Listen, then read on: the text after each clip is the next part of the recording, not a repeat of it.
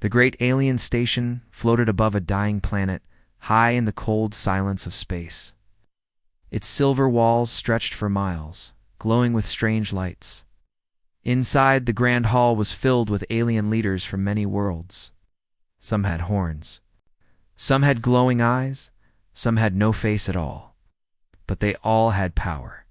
In the middle of the hall stood one human, Torin, just 23 years old. He wore a plain black suit with a silver human badge on his chest. His hands were behind his back, but his heart was beating fast. He had been sent by Earth to represent humanity. This was a test, a final one. The Galactic Union had allowed humans to join only 5 years ago. Some alien races liked humans. They found them interesting, brave, and smart. But others did not trust them. They said humans were too wild, too emotional, too risky. Now, to earn full trust, humanity had to pass this trial. Torin was chosen because of his high marks, strong will, and calm mind. But even he did not expect this. The head alien, a tall being called Zeroin, stepped forward. His voice echoed like thunder. "Torin of Earth," he said, "you have one ship, one crew, and 72 hours. You must pick between 2 missions. Complete one, and we will welcome humans fully. Fail, and your kind will wait another 100 years. Torin's eyes stayed still. "What are the missions?" Zeroin waved his hand. A large screen appeared in the air. 2 images showed on it. On the left, a planet on fire, red and burning. Mission 1, Zeroin said, is to save the alien world of Curel. It is being destroyed by solar bombs. 10,000 innocent lives are at risk. On the right, a broken signal near a black hole. Mission 2, he said, is to rescue a lost human science team.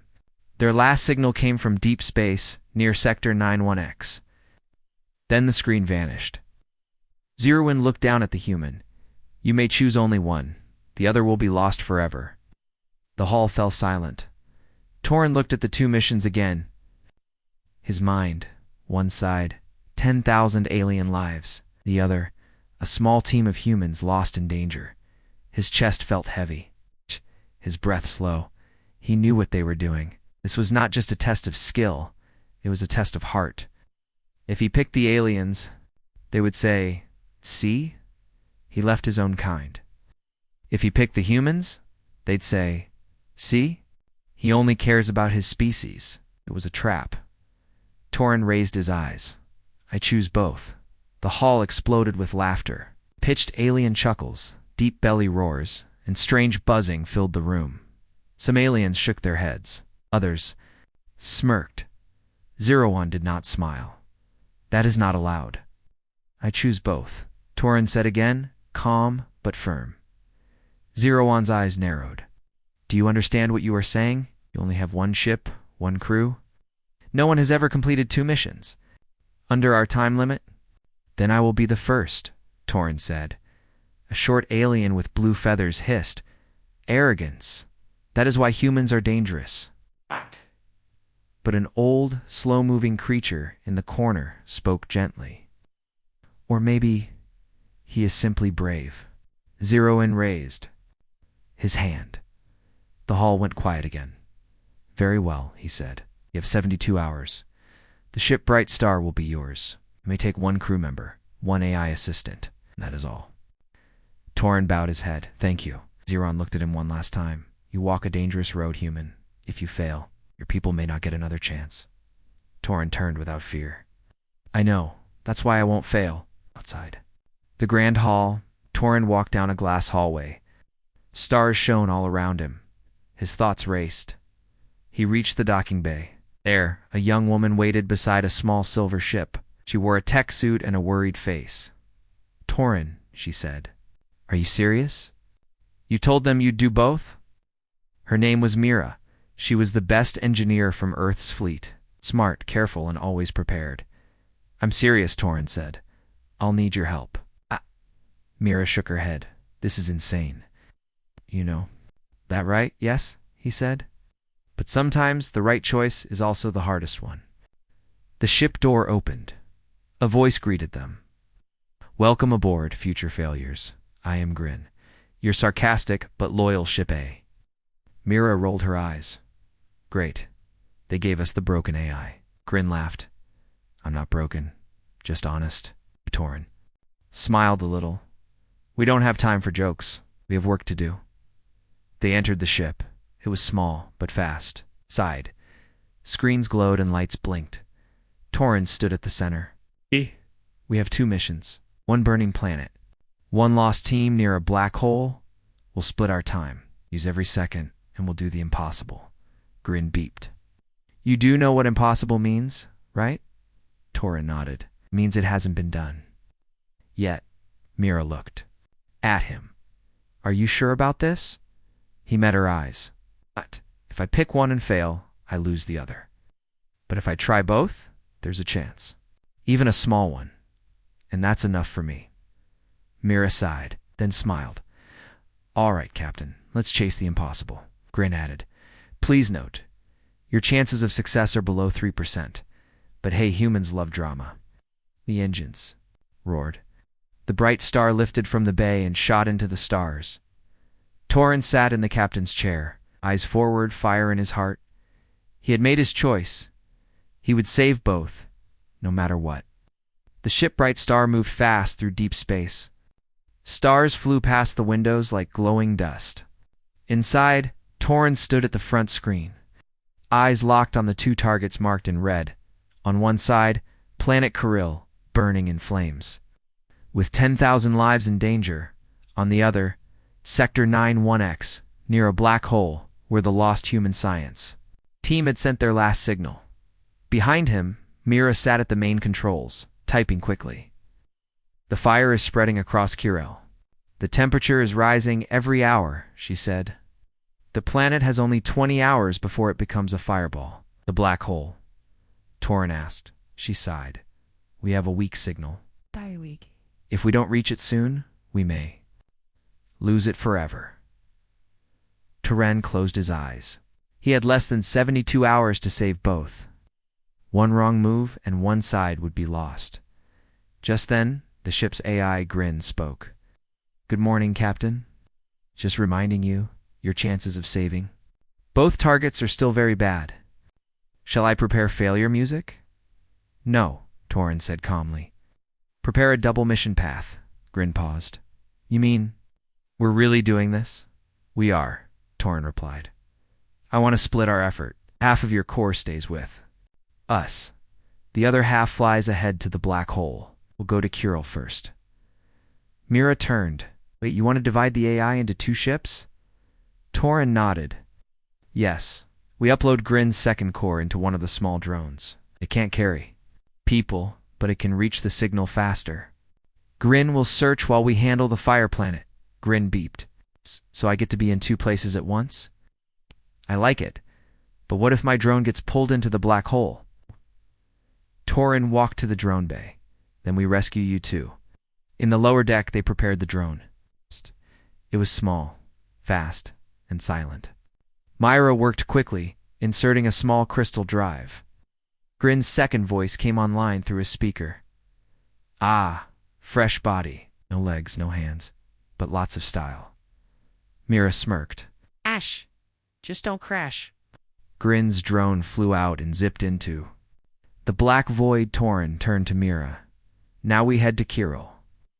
The bright star jumped into hyperspace. Within minutes, the burning planet appeared on their screen. Kirill looked like a giant ball of fire. The land was cracked up. Giant firestorms moved like monsters across the sky. Mira gasped. It's worse than I thought. The atmosphere is breaking apart. Grin's voice came from the speaker. Sensors detect solar bombs planted across the planet. Someone did this on purpose. Torin's face hardened. Who would do that? Pirates, Myra said. They were angry Kirill joined the Union. They wanted to punish them. Torin looked down. How many bombs? 5, Grin answered. One is still active. If it explodes, the entire core of the planet will ignite, then no one survives. Torin clenched his jaw. We'll stop it. They landed near the largest. City Vetra, now half burned. The skies above were black with smoke.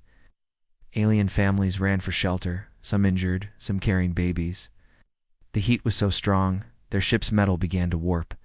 Mira set up a heat shield. This won't hold. For long, Toron opened the ramp and stepped into the fire. The heat hit him like a wall, but he kept going. A small alien child cried nearby. Toron knelt and handed him a water pack. The alien looked up with scared eyes. Why? Why did you come here? To help, Toron said simply. The child pointed at a broken tower. The fire came from there. Toron thanked him and ran toward. The tower, with Mira behind him inside, flames danced along the walls. The ground shook as a deep boom echoed from underground. Grin's voice crackled through the coms. The last bomb is below the surface. It's heating up. Can we disable it remotely? Myra asked. No, Grin replied. You'll have to go down there yourself. Toron didn't hesitate. He opened the trapdoor on the tower's floor and climbed down into the fire tunnels. Myra followed, coughing from the smoke. The deeper they went, the hotter it got. Finally, they reached the core chamber. The bomb stood in the center, a black metal ball glowing red dot. Mira gasped. It's unstable. Grin's voice was serious. You have 10 minutes? Toron walked forward, sweat dripping from his forehead. He studied the wires. His fingers moved quickly. One wrong cut and it would explode. Mira handed him a cooling gel pack. You're burning up. I'm fine, he whispered. He pulled a wire. The bomb beeped once, then stopped glowing. Toron stepped back. Done. Grin's voice returned, cheerful again. Bomb disabled. Nice job, human hero. They climbed back to the surface. Heat was lower. Rain started falling, a sign the atmosphere was healing. Aliens looked up in wonder. One of the elders came forward and bowed to Toron. You saved us, he said. Why? You're not one of us, Toron smiled. 'Cause that doesn't matter. Life is life. The alien elder placed a glowing stone in Toron's hand. This is our thank you. You are always welcome on Kuril. Back on the ship, Myra was treating Toron's burnt hand. His skin was red and blistered, but he didn't complain. Grin's voice returned from the black hole drone. Bad news. Signal is fading. It's now inside the event horizon. Mira sat up straight. That's impossible. Nothing comes out of there. Toron stood. Then we'll go in. Grin beeped. Are you serious? Always, Toron said. Mira looked. At him. We just survived a fire planet. Now you want to chase ghosts inside a black hole? Toron looked at the screen. Tiny light blinked from the deep, dark space. If they're still alive, he said, we don't leave them behind. The bright star turned from the fire and set course for the abyss. The second part of the mission was about to begin. Toron knew it would be harder than the first. Maybe even impossible. But he had made a promise. To himself. To both sides, he had chosen both. And he would not stop. The bright star left the planet Kuril behind, its engines glowing softly as it moved into the cold, empty stretch of deep space. Inside the ship, things were quiet, but the tension was growing. Toron sat in the command chair, staring at the screen. His left hand was wrapped in a bandage. His face looked calm, but his mind was racing. He had saved a planet, but now came the harder part. Mira stepped beside him and handed him a cup of nutrient drink. You should rest, she said. Toron shook his head. We don't have time. Grin's voice came from the overhead speaker. He's right. The signal from the science team is now behind the edge of the black hole's gravity. We might still reach them, but not for long. Toron stood. How long do we have? Grin beeped. 14 hours. After that, the signal will be pulled in completely. And then nothing. Mira looked at the screen. The black hole was still far away, but it was already visible, a giant, swirling circle of darkness with a glowing ring around it.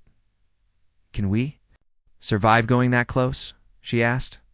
Grin answered slowly. Not for long, but maybe long enough. As the ship moved closer, Toron reviewed everything. The human science team had vanished 3 weeks ago. They were studying energy patterns. near Sector 91X. Then their signal disappeared. No ships had found them. No probes had returned. Everyone thought they were gone. But then, just before the Council's test, the signal came back, faint and broken, but real. Torin believed they were still alive. Trapped, maybe. Waiting, hoping. He wasn't going to let them down. The bright star reached the edge of the danger zone. Red warning lights flashed on the screen. Grin spoke up. We are now at the event horizon's edge. From here, light itself cannot escape. Are we really doing this? Torin nodded. We are. Mira tied her hair back and moved to the engineering panel. I've boosted the power shields. They'll give us a few extra minutes inside. Grin beeped again. I've plotted a spiral path. We can dip into the gravity well and come out the other side if everything goes perfect. Torin gave a half smile. When does everything ever go perfect? Mira chuckled. Never. Torin's eyes hardened. Let's go. As the ship moved closer, space itself began to bend. The stars around them twisted and stretched. The engines shook. The walls creaked. Mira held on tight. This feels wrong, it is, Grin replied. We're flying into something that eats light, but the signal is still there. Suddenly, the screen blinked. A new signal appeared, than before. Turan leaned forward. What is that? Grin answered, surprised. A reply? Someone's answering us. Ow. A weak voice came through the comms, broken and slow. This is Dr. Halen, still alive. Need help? Trapped. Torin's heart jumped. It's them. Mira looked shocked. They've been inside this whole time. Grin said, they're inside some kind of energy bubble. It's holding back the black hole for now. How? Mira asked. Unknown tech, Grin said. Maybe alien, maybe experimental. But it's breaking. Torin made a choice. We go in, we pull them out.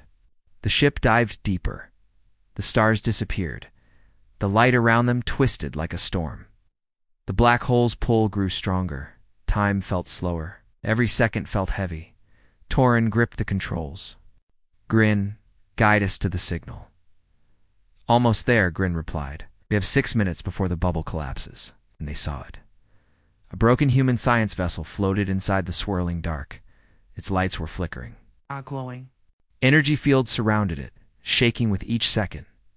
Turan opened the comms. Dr. Helene, we see you. We're here. The voice returned, weak but full of hope. Can't believe it, we thought. No one would come. We're getting you out, Torin said. Hold on. Mira activated the tractor beam. Soft light reached out from their ship and touched the broken vessel, but the beam shook. The black hole's gravity was pulling on everything. We can't hold it, Mira said. Torin thought fast. We use our escape pod. Lock it to their ship. Pull both with the backup thrusters. Grin beeped. Dangerous. The pod isn't made. For that kind of pull?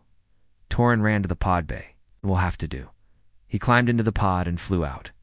The pod connected to the broken science ship with a loud click. Lights blinked green dot. Torin shouted through comms, pull us now, Myra. Hit the controls. The bright star's engines roared. The tractor beam tightened. The escape pod's small engines pushed with all their strength. The ship groaned. Alarms blared. Then suddenly the energy bubble burst.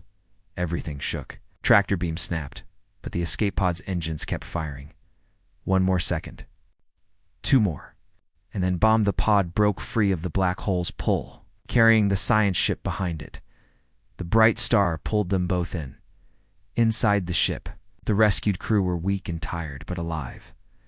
Dr. Halen, an older man with silver hair, looked up at Torin.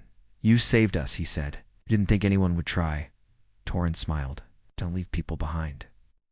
Mira brought water to the crew. Grin played calm music in the background.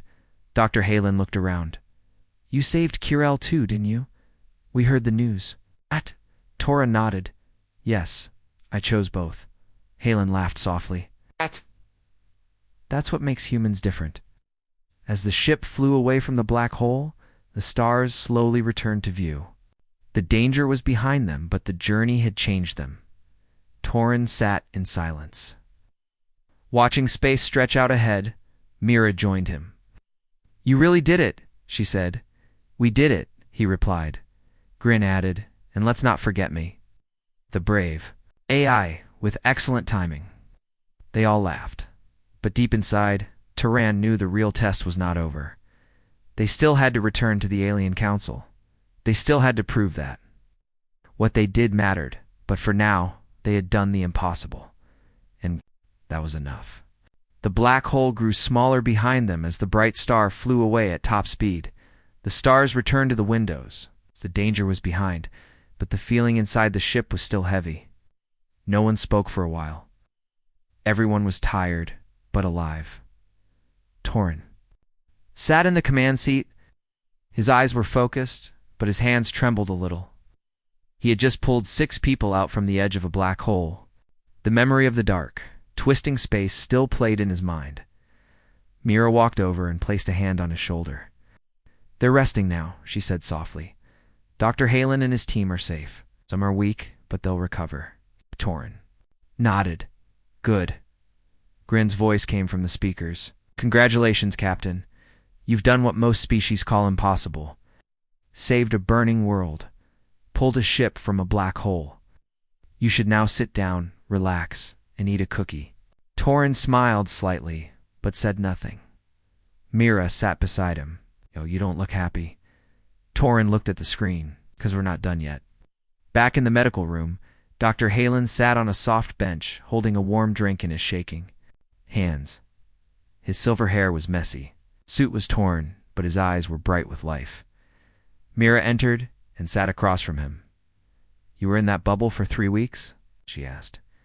Halen nodded. "We found something strange. Crystal floating near the black hole, gave off powerful energy. When our ship got too close, the gravity pulled us in. But the crystal made a shield. It protected us, just barely." Mira leaned forward. "Do you still have it?" Dr. Halen opened a small case. Inside was a dull gray rock with a glowing crack through the center. "We called it the core shard. It's not from our universe." Mira's eyes widened. This could change everything. Dr. Halen smiled. "Yes, and now, thanks to Torin, we can share it." In the command room, Torin was talking to Grin. "Any message from the council yet?" "Not yet," Grin replied. "But our signal has reached them. They know we succeeded." Torin nodded. "Then we return." Mira came in. "The crystal the science team found? It's not just energy. It bends space. That's how the bubble stayed stable." Torin stood. "And let's take it home." Hours later, the bright star entered the orbit of the alien station again, the same place. Where the test had started, the silver walls of the station glowed under starlight. This time, Turan was not alone. Mira stood beside him, and the rescued scientists followed behind. Inside the grand hall, the same alien leaders waited. Their faces were unreadable. Turan stepped forward. "Zur, UN, the head of the council." He stood from his high seat. "You have returned," he said slowly. "I have," Torin answered. Zeruin looked down at him. "We gave you 1 ship, 1 crew, 1 choice. We said pick one." Torin nodded. "I remember." Zeruin's voice deepened. "And yet you chose both." "I did," Torin said. The hall was silent. Zeruin looked at the other council members, then back at Torin. "Tell us, what happened?" Torin took a deep breath. "We first went to Kirel. The planet was burning. Pirates had placed solar bombs underground. One was still active. Stopped it just before it exploded. We saved thousands." Whispers ran through the crowd. Then Torin continued. "We followed the signal to Sector 91X. We found the lost science team near a black hole. They had been trapped in a time bubble. We rescued them just before the bubble broke." Zeruin looked surprised. "You entered the black hole's pull?" "Yes," Torin said, and returned. More whispers. Torin reached into his pocket and pulled out the small case. He opened it to show the glowing crystal. "This is the reason. They survived. It protected their ship. It's not from our side of the galaxy, maybe not even our universe." Zeruin stared at it, "And now it belongs to humanity." Torin looked around the room. No, it belongs to all of us. Every species. In the Union, the whispers turned to quiet applause. Even some of the coldest aliens nodded. Zur, Yuan said nothing for a moment. Then he stepped down from his seat and stood before Torin. You were told to pick one, he said. But you looked at us and chose both. Yes, Torin replied. Why? Didn't hesitate. Because that's what it means to be human. We don't leave people behind. We don't ignore those in danger. We try. Even when the odds are low. Even when it looks impossible. We still try. Zeruin stared at him. His eyes, glowing green, slowly softened.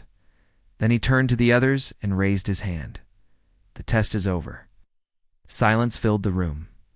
Zeruin looked around. Let the record show. Humanity has passed. The aliens stood. Some clapped. Some bowed. Some even gave a strange clicking sound that meant respect in their language. Torin lowered his head, not in pride, but in peace. Later, in the quiet ship, Mira stood beside the window. Torin joined her, both watching the stars. Think they'll really trust us now? She asked. Torin nodded. I think they've seen who we are, not just me. All of us joined in. And now that we're famous, can we finally upgrade my voice system? Mira laughed. Maybe later. Torin looked out into space. The universe is big. So many problems. So many people to help. Myra smiled. Think you'll ever choose just one next time? He smiled back. No, never. And as the stars shimmered outside the window, the bright star prepared for its next journey, not because it had to, but because humanity always moves forward, always chooses both. 2 days had passed since the council declared that humanity had passed the test. The bright star had returned to the small human station near the edge of Union space. But inside the ship, things were not quiet. Grin was missing. Not the voice in the ship. That part of Grin still worked. But the second part, the drone core Torin had sent near the black hole during the mission, was still lost. Torin sat in the control room, looking at a blinking red dot on the screen. We received one short signal from Grin's drone. Mira said then nothing. Torin rubbed his forehead. So he's alive? Yes. Or at least, the AI memory is still running. The drone didn't break apart, but it's stuck somewhere. Grin's voice came through the speaker. It's like losing half your brain. I keep trying to talk to myself, but no one answers. Mira looked at Torin. If we leave it too long, that core might shut down forever. Torin stood. We're going to get it back. The next morning, the bright star flew back toward the edge of the black hole. This time, the trip felt different. There was no council waiting, no time clock. But there was still pressure, the kind of pressure that comes when something important is lost. Mira worked at the navigation table. The signal is weak, but it's there. Torin leaned forward. What's around the signal? Grin answered. Strange rocks, floating debris. Possibly a small moon that broke apart. My drone is inside that cloud. Turan studied the screen.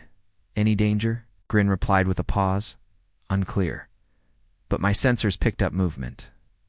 Movement, Mira asked. What kind? Grin answered slowly. Something. Not natural. It might be alive. Ship entered the debris field. The view outside changed. Broken rocks spun slowly through space. Some were glowing. Others were cold and sharp. The ship moved carefully between them. Suddenly Mira gasped. There, I see the drone. Torin looked. The small silver drone floated near a glowing rock, stuck between two metal pieces. I'm sending the magnetic arm, Mira said. But just before the ship could grab the drone, the rocks moved. They weren't rocks. They were machines. Grin's voice shouted, It's a trap. A huge shape rose in front of them, black metal, spinning arms and glowing red lights. Torin stood. Pirates wrong, Grin replied. Worse. These are scavenger bots. Old war machines. Left behind after the Galactic War, they collect tech, steal power, and break everything they find. 3 more shapes rose behind the first. Mira hit the shield switch. They've seen us. The first machine sent a long metal wire at the drone. It wrapped around it and began pulling it away. They're taking Grin's core, Mira shouted. Torin jumped into the pilot chair. Not today. The bright star sped forward. It dodged sharp rocks and broken metal. One of the scavenger bots fired a bolt of energy. The ship shook. Shields holding, Grin said. But not for long. Torin pushed the ship down through a gap in the rocks and came up right behind the machine holding the drone. He fired a stun pulse. The bot sparked and dropped the drone. Mira pulled it in with the magnetic arm. Got it, Grin shouted with joy. I feel smarter already. But then the other machines moved in. 3 bots chasing us, Mira said. Fast, Torin flipped the ship and sped through the rock field. The bots followed close behind. Grin spoke fast. I have an idea. There's an old engine buried in that large rock. If you shoot it, boom, Torin asked. Big boom, Grin confirmed. Torin spun the ship, aimed, fired. The rock exploded in a burst of fire and light. 2 of the bots vanished in the blast. The third hit debris and spun out. Mira cheered. Nice shot. The ship flew. Out of the field, safe, Torin sighed in relief. Let's go home. Back at the station, the team worked for hours to reconnect Grin's full memory. Finally, the full AI came back online. Grin's voice returned louder and happier. I'm whole again. Twice the sarcasm, twice the cleverness. Mira rolled her eyes. Don't get too full of yourself. Torin smiled. Welcome back. Grinned. Grin paused. Thank you, both of you. That drone copy had all my thoughts. I was scared. You're part of the crew, Torin said. We don't leave anyone behind. Later, the crew met in the main room. Dr. Halen and his team were preparing a report for the Union Council. The core shard was now locked safely in a case. Ready for study, Myra looked at Torin. You know, we didn't have to go back for Grin. Torin nodded. I know, but we did anyway, she said. Torin looked at the stars through the window. That's what humans do. Mira smiled. What's next? Grin's voice chimed in. There's always something broken in this galaxy. Some mission, some trouble, some impossible thing to try. Torin stood. Then let's find it. Outside, the stars blinked gently. The bright star rested for now, but not for long. Because in a galaxy full of choices, full of hard paths, and full of life worth saving, Torin would always choose both. The bright star returned once again to the Union's high station. Wide silver halls, the glowing lights, and the tall towers looked the same, but this time the feeling was different. Torin stood at the front window, looking at the station with calm eyes. They called us back fast. Mira, checking the message. Screen nodded. The council wants a full report on the black hole, the core shard, and your actions. Some of them are not happy. Grin's voice came through the speaker. You mean the old crab-face aliens who wanted us to pick only one mission? They're probably boiling right now. Not Torin didn't laugh. We didn't break their rules. We followed them, in a human way. Myra raised an eyebrow. Do you think they'll punish us for saving both? Torin turned. I think they'll try, but the galaxy saw what we did. Inside the Grand Hall, the Union Council had already gathered. Zeroin stood at the center again, tall and silent. Around him were the leaders of the 12 most powerful alien species. Some looked cold, some looked curious, a few looked angry. Torin walked in calmly. Mira followed.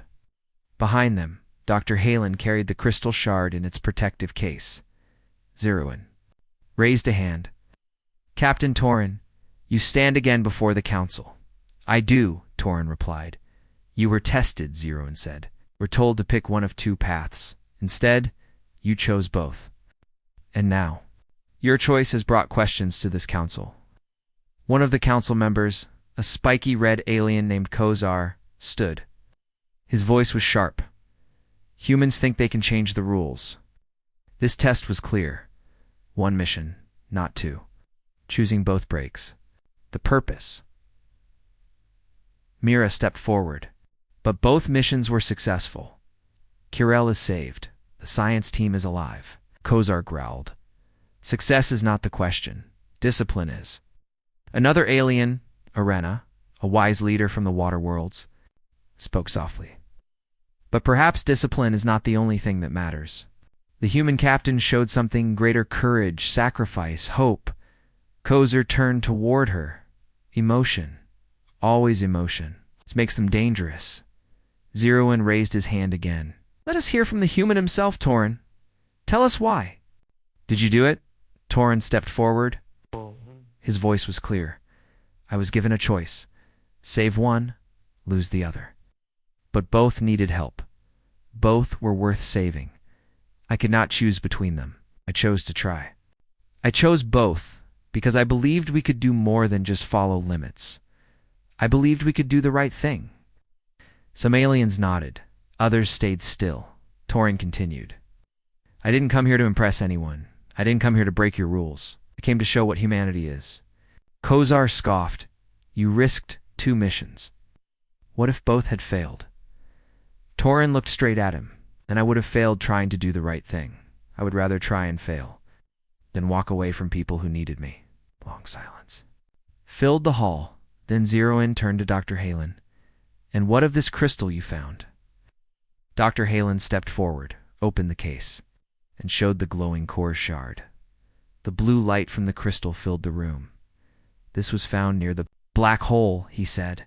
It bent gravity, time, and space. It protected our ship. It should not exist.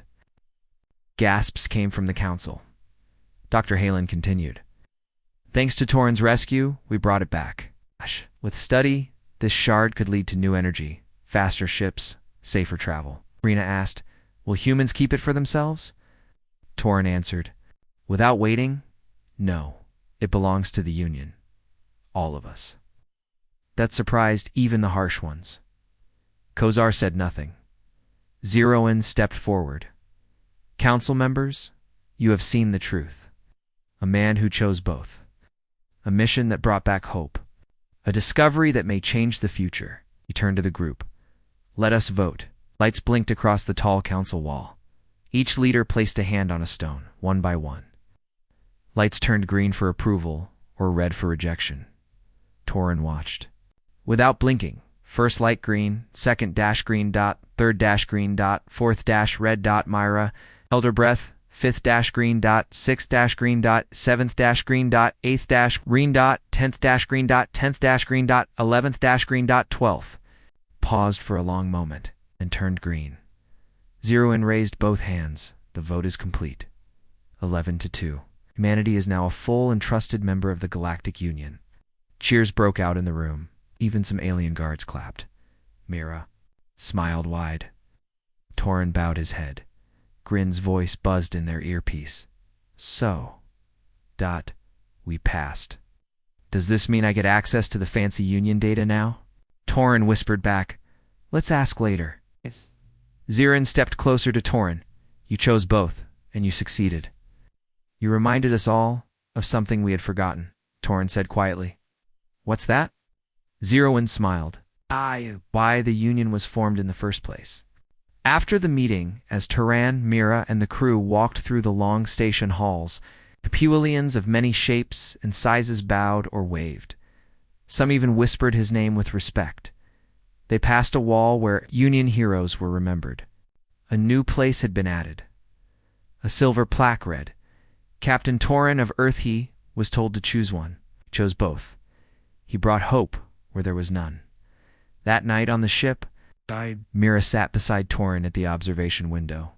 You didn't just pass the test, she said. You changed the game.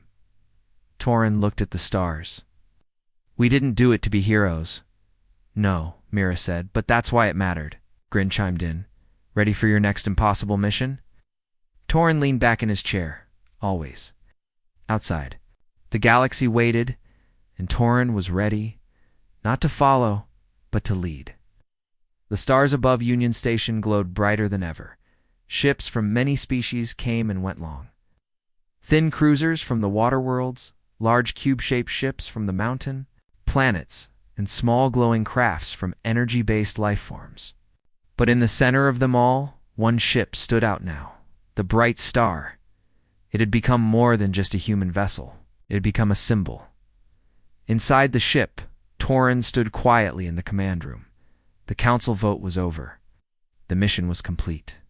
Humanity had earned its place, but something inside him still stirred. Mira entered, holding 2 steaming cups. She handed one to him. "You didn't sleep again." Torin shook his head. "It's too much to think about." "You made it, Torin. You proved them wrong. You showed them what we're capable of."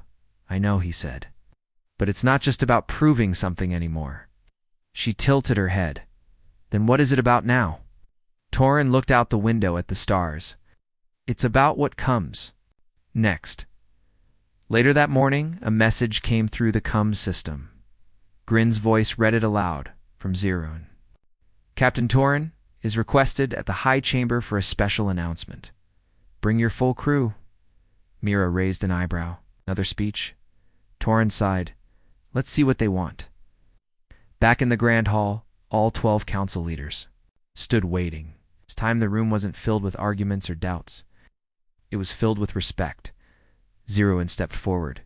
"Captain Torin, the council has voted once more.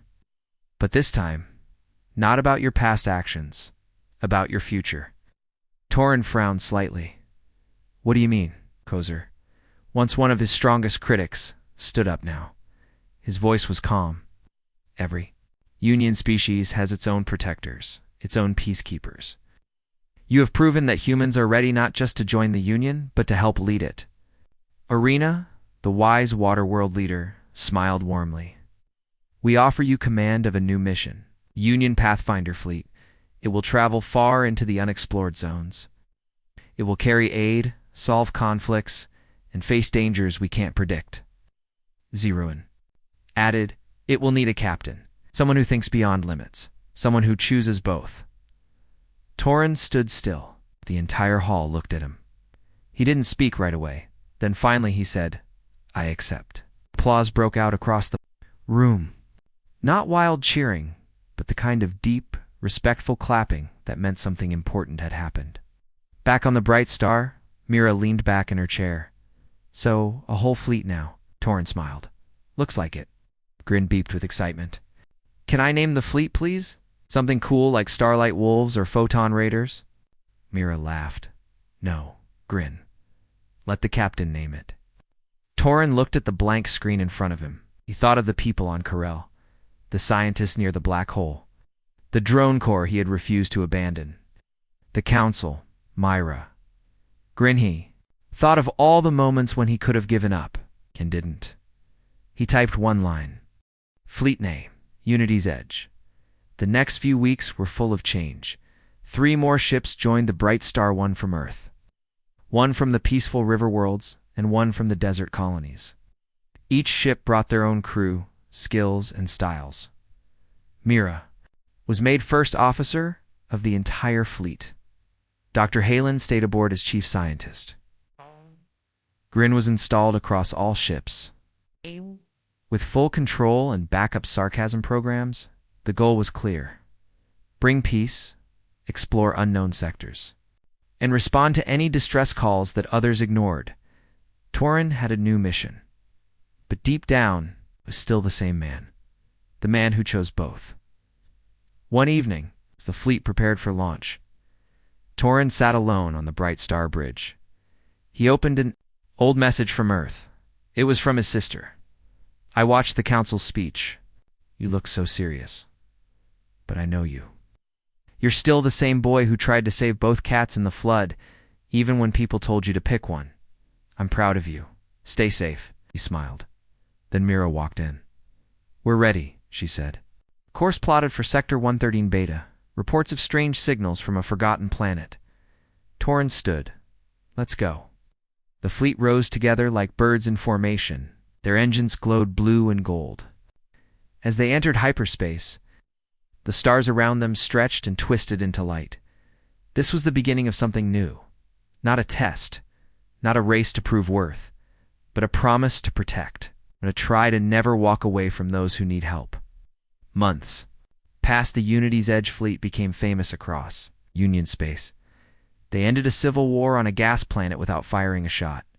They delivered medicine to a moon colony surrounded by solar storms. They rescued miners from a ship buried under a frozen asteroid field. Torin became known as the captain of the Edge. Every time someone asked him why he risked so much, why he never said no, he gave the same answer: because I was told to pick one, and I chose both. One day a new signal came, a distant galaxy, a world in trouble, no help nearby. Mira looked at him. It's far dangerous. We might not make it back. Torin nodded slowly. Then we'd better start early. Grin beeped. Here we go again. Torin smiled, and the fleet turned toward the stars once more. The end.